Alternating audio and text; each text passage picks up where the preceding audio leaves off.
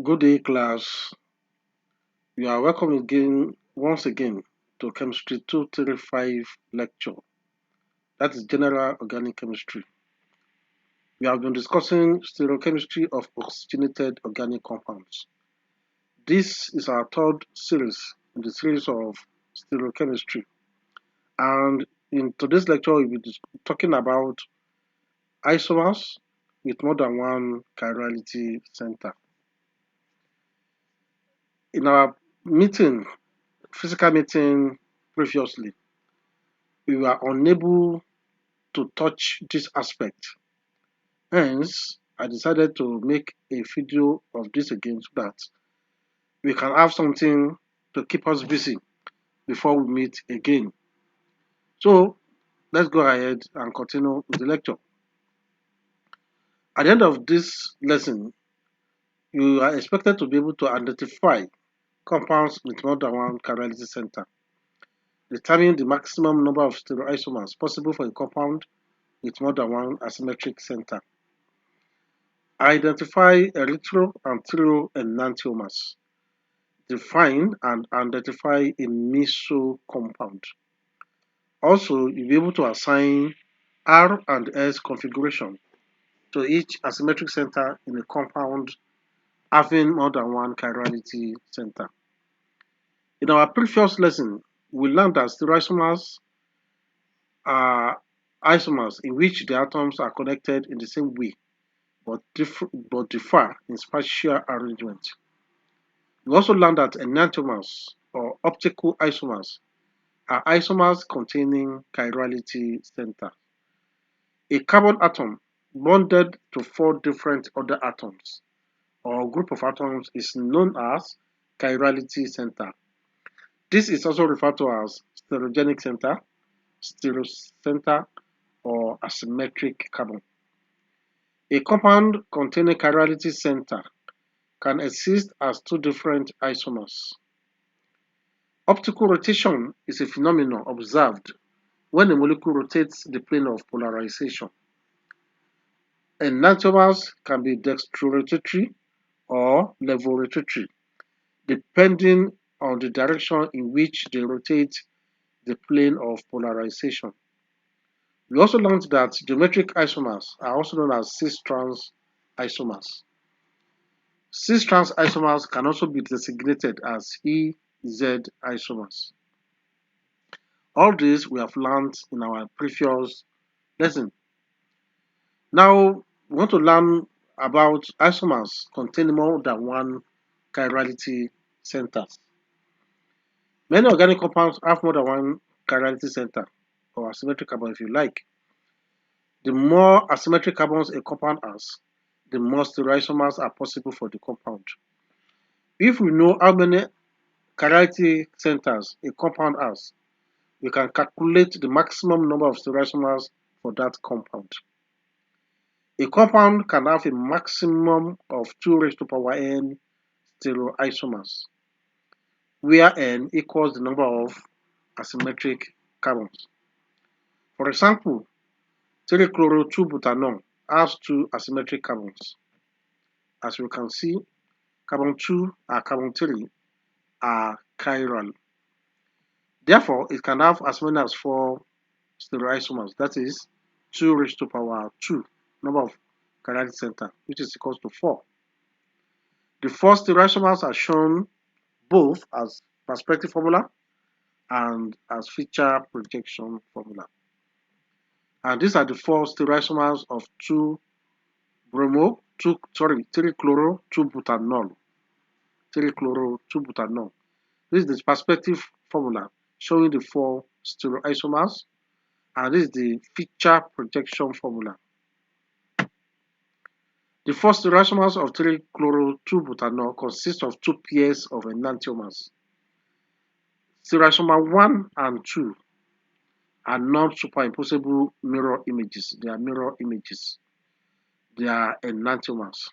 Similarly, 3 and 4 are also enantiomers because they are also mirror images. Also, stereoisomer 1 and 3 are not identical.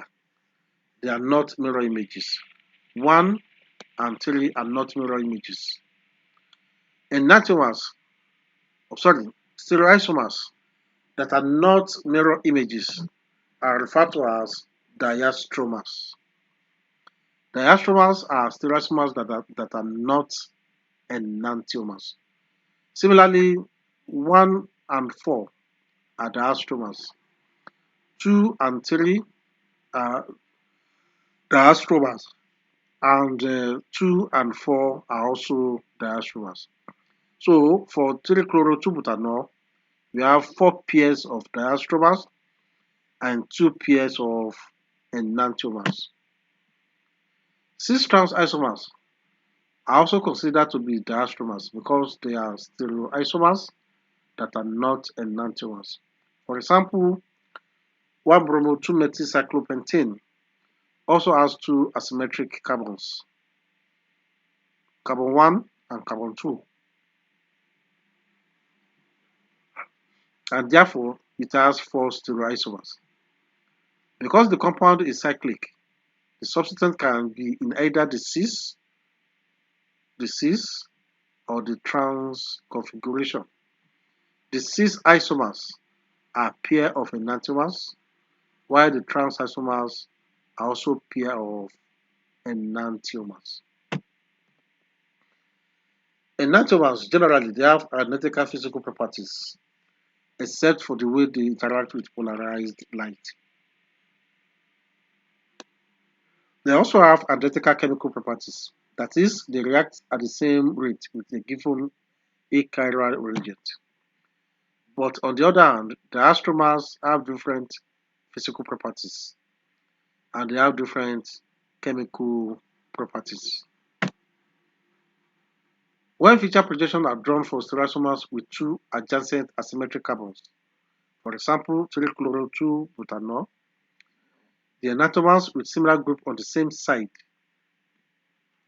enantiomers with similar group on the same side of the carbon chain are called erythroenantiomers, and those with similar group on opposite side are known as thrioenantiomers.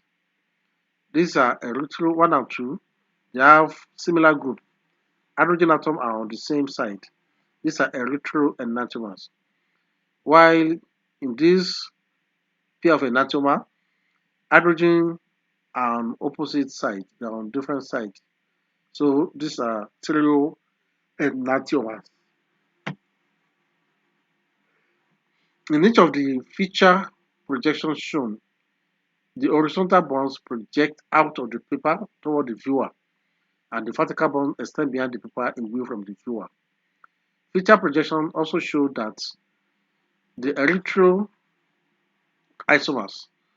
have similar groups on the same side, and thrioisomers have similar group on opposite sides. This is erythro, they have hydrogen on the same side. Here they have hydrogen on opposite side.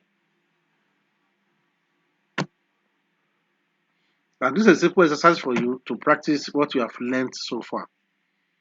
Stereoisomers with 2 asymmetric carbons are called dash if the configuration of both asymmetric carbons in one isomer is the opposite of the configuration of the asymmetric carbon in the other isomer.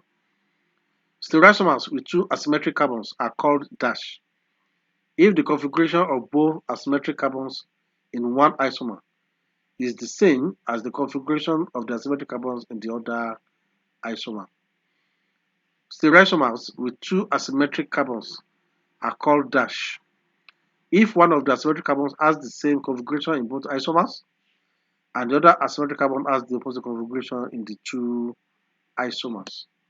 You can think about this and try to figure out what the missing word or the missing phrase is.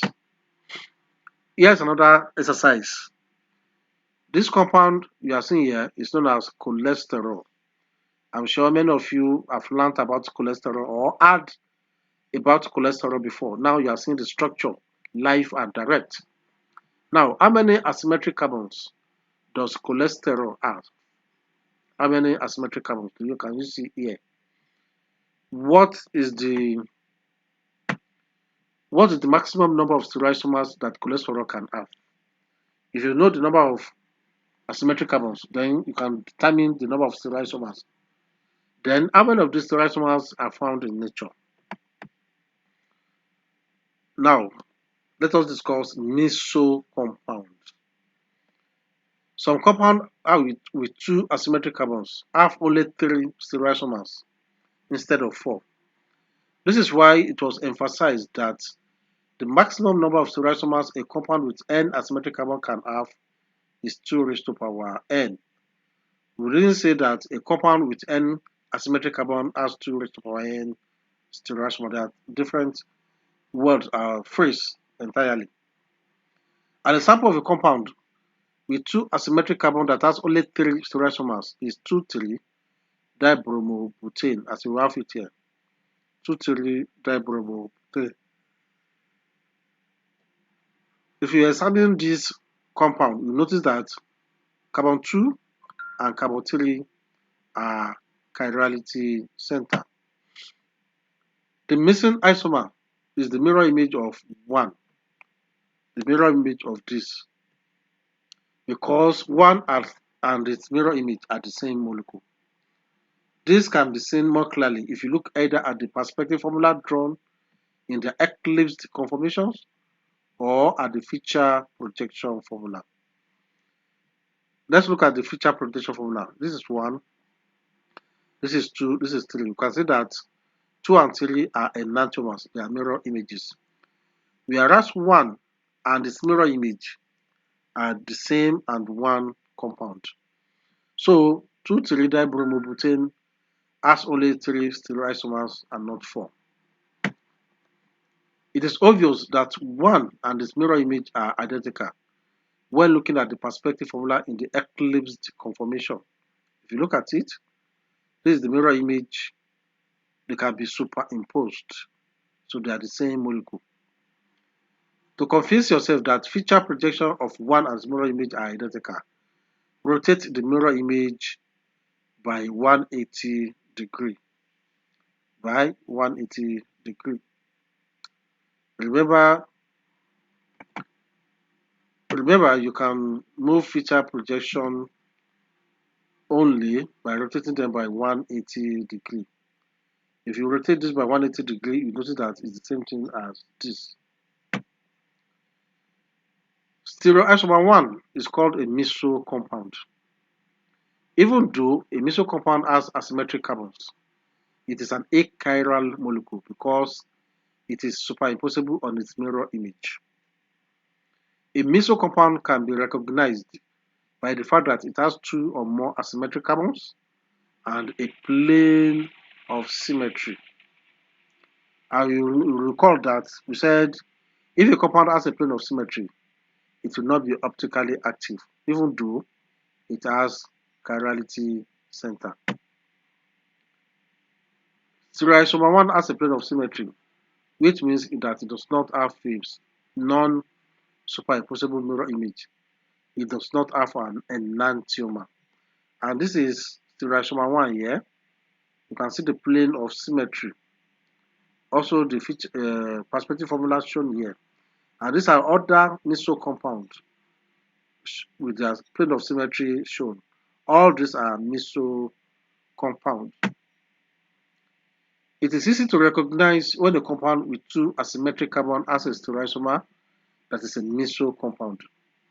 The 4 atoms or groups bonded to 1 asymmetric carbon are identical to the 4 atoms or group bonded to the other asymmetric carbon. For example, if you look at 2,3 butan 2,3 diol, butan 2,3 diol. If you look at butan 2,3 diol, this asymmetric carbon is bonded to hydroxy, methyl, hydrogen, and this. Similarly, if you consider this asymmetric center, it is bonded to hydroxy, methyl, hydrogen, and this as well. So this is a typical Meso compound. I can also show clearly the plane of symmetry for this compound. Here you can see that this one is a little bit different. Here, these are enantiomers. Here, this asymmetric carbon or character center is bonded to hydroxy, hydrogen, CH3. But also the other one is bonded to CH3, hydrogen, hydroxy. But this one does not have a plane of symmetry. A compound with the same four atoms or group bonded to two different asymmetric carbons will have three stereoisomers. One will be a Meso compound, and the other two will be enantiomers, as you can see here. Here is a simple exercise also to recapitulate what we have been learning so far. Which of the following compound has a stereoisomer that is a Meso compound? Is it 2,3-dimethylbutane, 1,4-dimethylcyclohexane, 3,4-dimethylhexane, 1,2-dimethylcyclohexane, 2-bromo-3-methylpentane, 3,4-diethylhexane, 1,3-dimethylcyclohexane, and 1-bromo-2-methylcyclohexane. Which of these has a stereoisomer that's a Meso compound? Now, the R and S system of nomenclature for isomers with more than one asymmetric carbon. How do we assign configuration to the chirality center of compounds with more than one chirality center? If a compound has more than one asymmetric carbon, the steps used to determine whether an asymmetric carbon has the R or A or the S configuration will be applied to each of the asymmetric carbons individually. We determine the configuration for each carbon separately. For example, we have 3-bromo-2-butanol as shown here. So let's try and assign configuration to one of the stereoisomers of 3-bromo-2-butanol. To assign configuration, first we will determine the configuration at carbon number 2. The hydroxy, we have the highest priority, followed by this group, this carbon that is bonded to bromine and methyl, followed by methyl group, and hydrogen will have the lowest priority. Now, because the group with the lowest priority is bonded by arched wedge, we can draw our imaginary arrow from the group with the highest priority to the group with the next highest priority. You can see clearly here that our arrow here is following an anti-clockwise direction. So the configuration of this carbon is S. Now we need to determine the configuration at carbon number 3, for carbon number 3 as well. Because the group with the lowest priority, hydrogen, is not bonded by arched wedge, we must put it there temporarily, switching two groups. But before then, we will be able to determine that bromine, for this carbon, we have the highest priority, followed by this carbon that is bonded to hydroxy, methyl, and hydrogen, and followed by methyl, while hydrogen will have the lowest priority. Now, the atom, hydrogen, with the lowest priority, is not bonded by arched wedge. So before we can draw our arrow, we have to switch a pair in such a way that the atom with the lowest priority will be bonded by arched wedge. That means we switch bromine and hydrogen, as you can see here. When we draw our arrow, you notice that our arrow is also following anti-clockwise direction. But before we have switched a pair, before we draw the arrow, the answer we got by drawing the arrow is the opposite of the correct answer. And that is why this carbon here has the R configuration.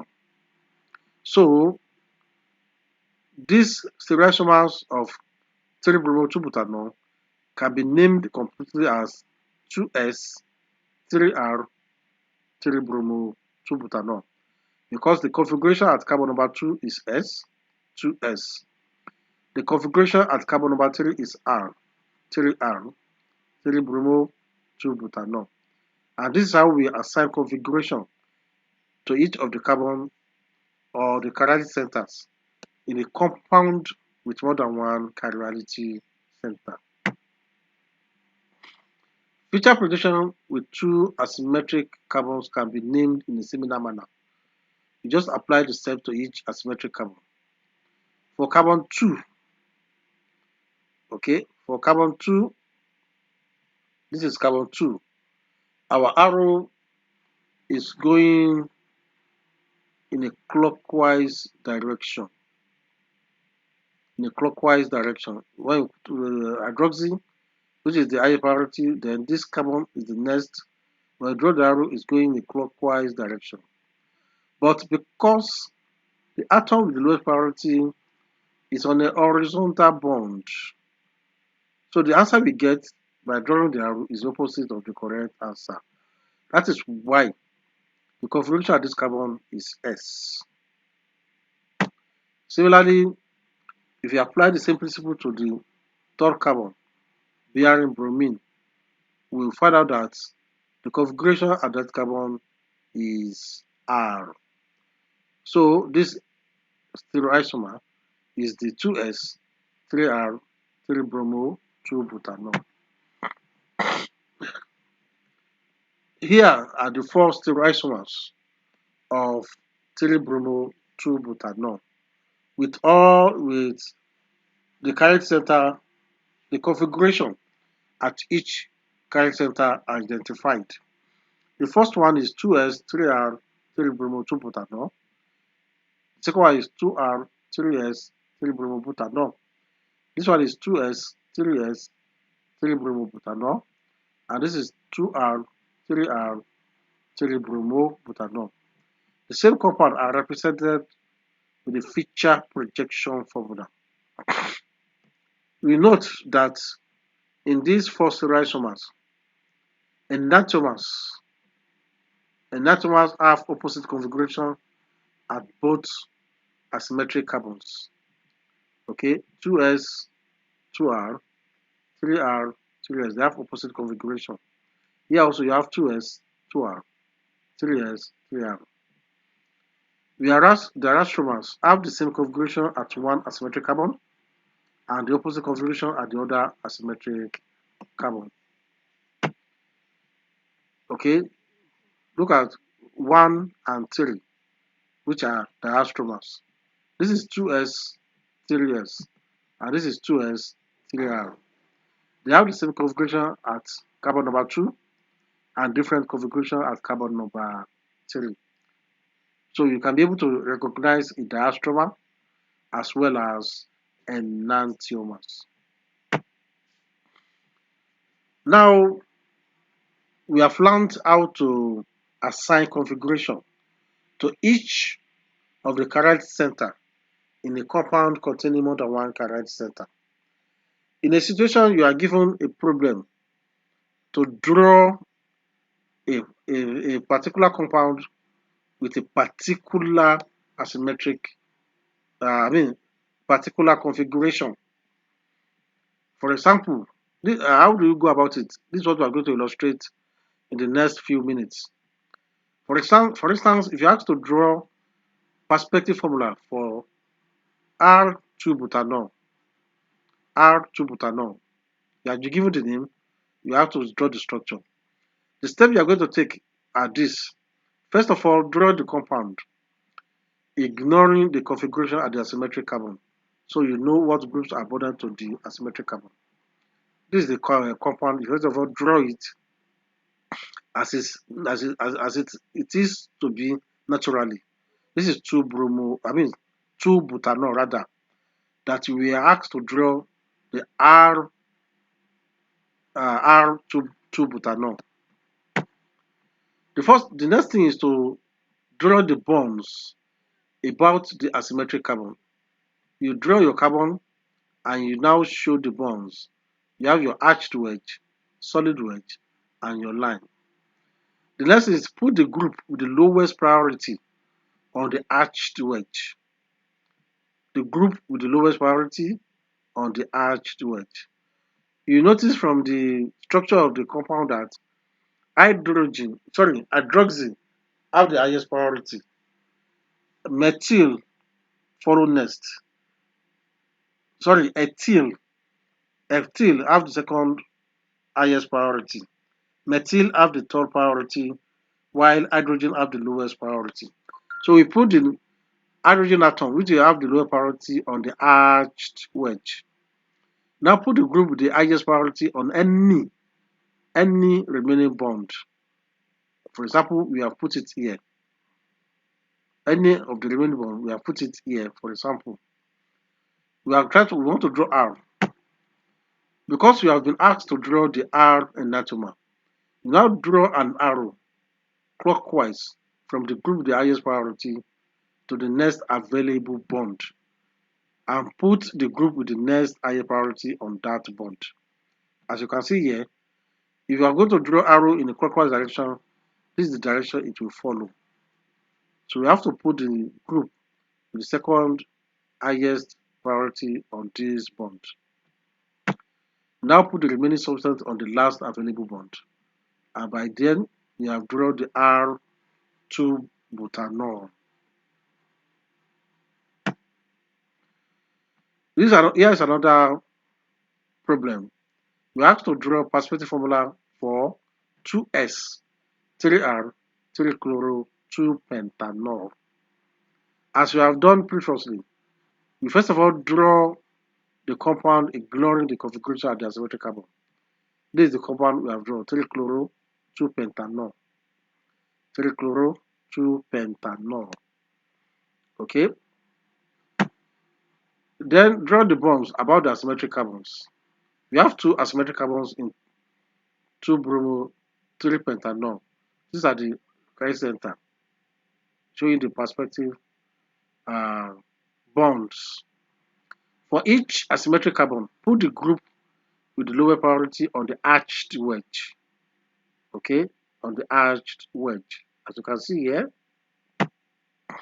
for each asymmetric carbon, put the group with the higher priority on a bond such that an arrow points clockwise if you want the R configuration, or counterclockwise if you want the S configuration, to the group with the next highest priority. So as you can see here, hydroxy have been placed on this carbon such that when you draw your arrow, it shows the S, and chlorine is placed on this also bond, so that when you draw your arrow, it gives the R, it goes in a clockwise direction to give the R configuration. This one goes in a counterclockwise direction to give the S configuration. Put the remaining substance on the last available bonds. Now put the remaining substance here to show the 2S, 3R, 3-chloro, 2-pentanol. This is how we draw a particular enantiomer if you are asked to do so. In summary, many organic compounds have more than one asymmetric carbon. A compound can have a maximum of 2 raised to the power n stereoisomers, where n equals the number of asymmetric carbons present in that compound. 6 trans isomers are also considered to be diastromers because they are stereoisomers that are not enantiomers. A meso compound is a compound with 2 or more asymmetric center but has a plane of symmetry. Thus, it is not optically active even though it has asymmetric carbon. The steps used to determine whether an asymmetric carbon has the R or the S configuration is also applied to each of the asymmetric carbons individually. Here is a pattern exercise for you. Pattern exercise.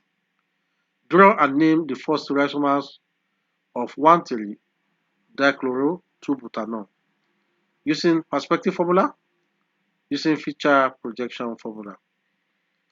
2. Chloramphenicol is a broad spectrum antibiotic. This is chloramphenicol that is particularly useful against typhoid fever. I'm sure you must have heard about chlorophenicol before, and this is the structure you are seeing here live. Now, what is the configuration of each asymmetric carbon in chloramphenicol shown here? Another exercise for you: draw perspective formula for the following compounds. Perspective formula: S 3-chloro-1-pentanol, 2S 3R 3-methyl 2-pentanol, 2R 3R 2,3-dibromopentane, R 1,2-dibromobutane. Also, name these compounds. You can also do this as a practice to test your knowledge of what we have just learned. And you can consult these sources for your further reading. These are online sources and these are textbook. You can also consult for further reading. So far, so good. This will bring us to the end of stereochemistry. When next we meet, we'll be discussing another topic by the special grace of Almighty God. Thank you for your patience and enjoy the rest of your day.